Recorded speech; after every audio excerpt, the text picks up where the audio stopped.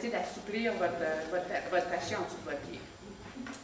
Périostite, ce qui arrive souvent, c'est une douleur devant le genou du tibia, devant le tibia, qui augmente à l'effort. Des fois, le matin, vous partez de douleur là, de jour d'heure en heure, jour en jour, encore plus de douleur ici en avant du tibia.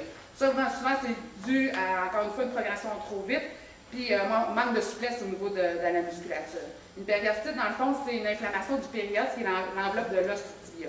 Pour régler ça, on met de la glace. Idéalement, vous prenez un glaçon dans votre main, puis vous passez directement où est-ce que ça fait mal pendant 5 minutes de temps. C'est la meilleure option qu'appliquer juste de la glace. Par un massage, puisque la surface souvent est assez longue. Il y a des tappings qui existent, qu'on peut venir aider à enlever les douleurs aussi pendant la marche. Ça, vous n'aurez pas accès nécessairement à ça durant votre pèlerinage.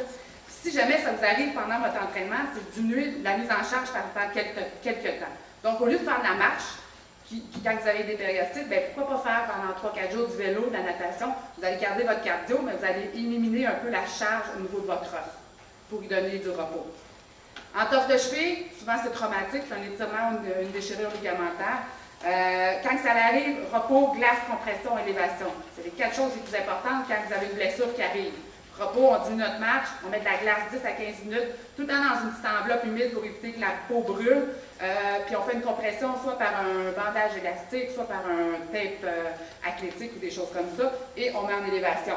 Pourquoi élévation? Pour encourager le retour veineux, qu'il y ait moins d'inflammation qui se crée, parce que si on se met tout le temps la patte en bas, avec la gravité, l'inflammation va tout le temps rester vers le bas. Ça va vite, hein? Si vous avez des questions, je n'arrive pas.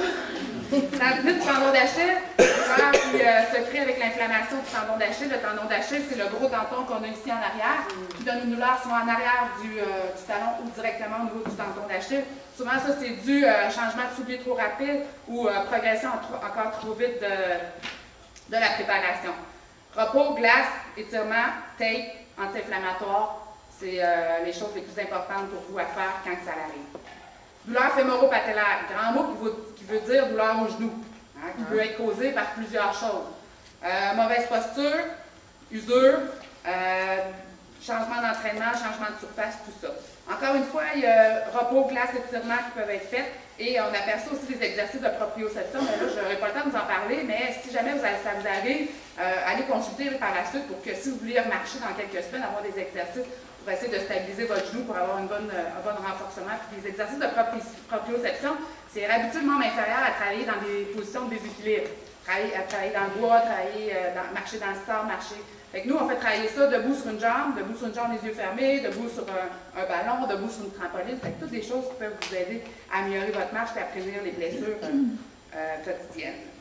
Crampes musculaires, oui? Si on a des genouillères, est-ce que ça pourrait être utile de les mettre? Oui, genouillère, ce qui l'aide, c'est que ça fait une pression, fait que ça peut enlever l'inflammation, l'édème qui peut se créer là. Puis ce que ça l'aide, tout ce qui est tendinite ou tout ça, surtout au niveau des membres inférieurs, c'est que ça donne un feedback au niveau du cerveau. Okay? Fait que là, ça dit à votre cerveau, OK, j'ai une blessure là, il faut que je me protège encore plus. Okay? Si vous êtes habitué à prendre des genouillères, prenez-en, ça ne me dérange pas, aucun problème. Mais si vous n'avez jamais pris, plus ou moins parce que ça change un peu le patron de marche. Mais si vous êtes habitué à en prendre quand vous êtes blessé, aucun problème, c'est pas mauvais là. C'est juste que si c'est nouveau, ça peut changer un peu votre patron de marche. Puis on n'oublie pas de toujours mettre de la glace. Si vous ne savez pas mettre de la glace ou du chaud, optez toujours par du froid. Okay? Tout le temps de la glace. Même si c'est une vieille blessure qui réapparaît durant votre marche, souvent c'est une blessure qui était juste cachée, elle n'allait pas si bien encore. Puis là, le processus inflammatoire fait surface. Fait qu'on met de la glace. Fait que tout le long de votre pèlerinage, c'est de la glace à préconiser si vous avez des blessures ou des choses comme ça. Il me reste deux petites blessures que je vais vous parler rapidement. Crampes musculaires. Okay? Souvent, ça arrive pendant la marche. Ça peut arriver en pleine nuit aussi, qu'on se réveille avec une crampe au niveau du genou ou quoi que ce soit. Au niveau du genou, du mollet. Enfin, une crampe, c'est une perte de liquide, une perte de sel qui entraîne l'accumulation d'acide lactique. Okay? Pour prévenir ça, bonne hydratation, bonne alimentation. Okay? Je vous parle de quelques trucs bizarres qui ont été plus ou moins prouvés, mais qu'on a appris au cours des années sur le tas. Banane. Okay? Banane, c'est plein de potassium. Okay? Fait que ça peut prévenir d'avoir des crampes. Fait que pourquoi pas prendre une banane dans votre journée pour éviter les crampes? Quand on a des crampes, de l'eau avec un petit peu de sel à l'intérieur, ça peut vous aider aussi à avoir une meilleure hydratation. Mettez pas une gruge d'eau avec la moitié de sel. C'est une cuillère à soupe à peu près dans votre courbe d'eau. Jus de cornichon à la nette. Ça, c'est le remède que les joueurs du football au rouge et or prennent. Ils prennent à peu près une demi-cope de jus de cornichon à la nette avant chaque partie. C'est full sel. Fait que ça évite souvent d'avoir des crampes, surtout quand il fait chaud et humide. Moutarde, des beurrés de moutarde. C'est encore full sodium. Ça peut vous aider, c'est pas super bon, là, mais vous êtes mieux avec votre banane. C'est des choses bizarres, mais qui ont, sur le tas, moi, ça fonctionnait avec mes athlètes. Là. Oui. Il y a des arbres de marais qui se vendent que tu peux manger demain. Ben oui, probablement, mais je ne peux pas vous informer. Je ne connais pas assez, mais il y a 10 millions de trucs. Là, je pense que ce qu'il faut pour éviter les crampes musculaires, c'est avoir une bonne alimentation, vous hydrater souvent, donc boire de l'eau à petites gorgées le plus souvent possible pour baisser votre risque de déshydratation, puis manger des collations, puis avoir une bonne posture, une bonne souplesse musculaire. Oui. On dit boire de l'eau, mais les Gatorade, Powerade, ces choses-là, c'est pas mauvais, parce qu'il y a des électrolytes dedans, mais moi, je suis vraiment dans la vieille mentalité qu'on boit de l'eau. Okay? Si, après votre marche, je veux prendre un bon Gatorade, aucun problème, mais pendant la marche, moi, je vous suggère de l'eau. Okay? Fait que buvez-en souvent. Combien boire d'eau? Hein? Si vous marchez à moins 10 degrés et à 30 degrés Celsius, vous n'avez pas le même niveau de sudation. L'eau n'évacue pas le même niveau de votre corps. Donc, c'est à vous de regarder combien que ça vous en prend. Mais tu sais, des fois, on ne sent pas la soif, puis on commence à boire, là, on calme la vitesse. Ça c'est pas bon. Hein? Vous devez boire de petites gorgées souvent. Fait que dites-vous, aux 15-20 minutes, il faut que je prenne une gorgée, parce que sinon, au bout de 2 heures, vous allez caler votre bouteille, là, vous allez avoir mal, des crampes, des ballonnements, des choses comme ça. Fait que boire le plus souvent possible par petite gorgée, c'est ça l'idéal. Pas mauvais, les Gatorade, tout ça, mais plus après pour récupération que je vous dirais. Oui? Vous dites dans les livres que c'est préférable de consommer de chocolat. Oui. Est-ce que le miel, c'est Je ne suis pas experte là-dedans, mais personnellement, je vous dirais que le miel, c'est mieux que le chocolat. Parce que c'est naturel. Tu sais, le chocolat noir, c'est pas si pire, mais c'est de la caféine. Fait que la caféine fait un boost d'énergie, puis après ça, le miel, ça serait mieux que le chocolat.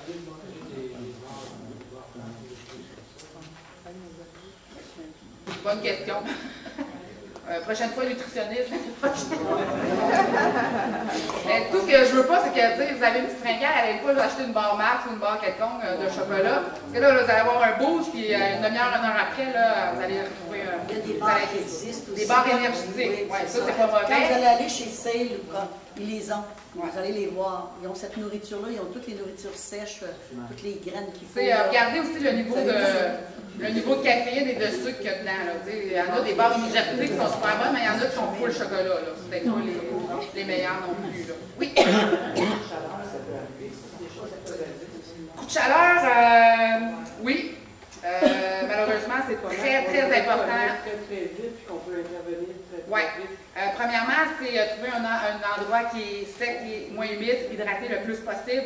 Puis si vous voyez que la personne commence à avoir des convulsions, des choses comme ça, c'est qu'elle est à l'hôpital tout de suite. Là. Un coup de chaleur, là, c'est une augmentation de la chaleur corporelle rapidement. Okay? Souvent, c'est température, puis là, on est dans le 40 et plus. Là. Fait que, ça peut être très dangereux, les coups de chaleur. Fait que pour prévenir ça, chapeau, crème solaire, on marche pour avoir bonne hydratation, bon entraînement aussi. Fait qu'entraînez-vous dans toutes les conditions. Hein. Il fait chaud, il fait froid, il pleut, il fait humide, pour que votre corps soit prêt à tout. Mais quand vous avez des coups de chaleur, dites-le à votre chum à côté que vous ne voulez pas bien, là, parce que ça peut être très dangereux. Là. De toute façon, aujourd'hui, vous n'en ferez pas si vous Fait que vous allez juste pour terminer, vous trouvez à la dernière feuille, c'est des exemples d'étirements. Je voulais vous les montrer, mais là, je pense qu'on n'a pas beaucoup de temps. Là. Fait que vous pouvez regarder, c'est tous des exemples d'étirements. Je vous en ai mis quelques-uns avec un bâton que vous pouvez faire. Plus important, le membre inférieur, mais ne pas oublier aussi le membre supérieur parce que vous utilisez vos bâtons. Donc, contracter, étirer vos pectoraux, étirer vos biceps, tout ça. Fait que pour finir, ce qui est important, bonne préparation, bon équipement, bonne hydratation, bonne alimentation. Marie-Claude, souvent, quand on commence, on dit les premiers jours avec le pack-sac, même si on a eu un entraînement, il reste que là, c'est régulier. Y a-t-il un exercice particulier ou étirement? Étirement toujours? C'est ça. Parce que souvent, avec notre pack-sac, on a tendance à faire de même aussi. Fait que bonne posture, relax. Si votre sac à dos est bien acheté, on ne devrait pas avoir de problème. OK. OK? Mais si vous avez des tensions, trapèze, angulaire, tout ça, le meilleur étirement, c'est pencher. Si vous voulez tirer de ce côté-là, côté opposé, un petit peu vers l'avant. De toute façon, tout le monde fait ça, on le sait un peu. On fait ça une trentaine de secondes. C'est sûr, quand il y a des espaces musculaires bien contractés, moi, je vous mets de la glace. Mais quand c'est un espace musculaire, on fait de la chaleur pour soulager. Mais si c'est une blessure, vous voulez nager, c'est plus de la glace. C'est un espace musculaire. Bien, merci beaucoup. Hein?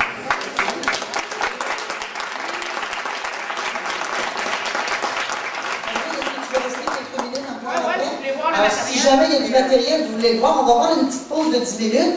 Je veux juste vous dire, avant de finir la pause, pensez pas que quand vous allez faire de la marche, que c'est un temps pour faire un régime. Oubliez ça. C'est pas du tout ça.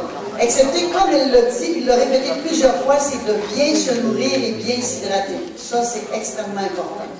Alors, on se lève une dizaine de minutes, il y a du café, tout ça, la cotine un petit peu, et on revient s'asseoir, puis là, ça va être le pack-sac.